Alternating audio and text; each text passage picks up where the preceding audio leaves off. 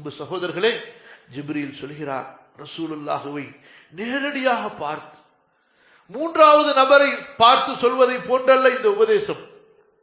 ரசூலுல்லாஹி ஸல்லல்லாஹு அலைஹி வஸல்லம் அவர்களை நேரடியாக முன்னோக்கி பேசுகிறார். யா முஹம்மத், யா முஹம்மத், முஹம்மதே. தன்னுடைய தோழரை எப்படி ஒருவர் அழைப்பாரோ அப்படித்தான் அல்லாஹ் சுப்ஹானஹு வ தஆலா, அப்படித்தான் ஜிப்ரீல் அலைஹி ஸலாத்து வஸ்ஸலாம் அவர்கள் ரசூலுல்லாஹுவை அழைக்கிறார்கள். அல்லாஹு தஆலா குர்ஆனிலே எங்கும் தன்னுடைய நபியின் பெயரை குறிப்பிடவில்லை.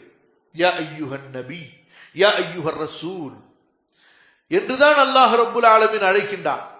அதுபோன்று மூமின்களாகிய நம்மை அல்லாஹ் ரப்புல் ஆலமீன் நாம் எப்படி நபியை அழைக்க வேண்டும் என்று கட்டளை கொடுக்கும் போது, நீங்கள் லா தஜஅலு துஆ அர்-ரசூலி கதுஆஇ பஅதிக்கும் பஅதா, உங்களில் சிலர் சிலரை அழைப்பது போன்று நபியை நீங்கள் அழைக்காதீர்கள். அதாவது பெயர் கூறி யா முஹம்மது என்று, யா அஹ்மத் என்று நீங்கள் பெயர் கூறி அழைக்காதீர்கள் என்று நமக்கு அல்லாஹ் கட்டளை இடுகின்றான். ஆனால் அதே நேரத்தில் ஜிப்ரீல் அலைஹி ஸலாத்து வஸ்ஸலாம் அவர்களுக்கும் ரசூலுல்லாஹிற்கும் இடையிலே இருந்த அந்த தோழமை, அந்த நட்பு என்பது நெருக்கமான ஒரு நட்பு. ஆகவேதான் ஜிப்ரீல் அலைஹிஸ்ஸலாம் அவர்களுடைய ஹதீசுகளிலே ஜிப்ரீல் அலைஹிஸ்ஸலாம் ரசூலுல்லாஹ் ஸல்லல்லாஹு அலைஹி வஸல்லம் அவர்களை நேரடியாக பெயர் கூறி அழைத்திருப்பதை பார்க்கிறோம்.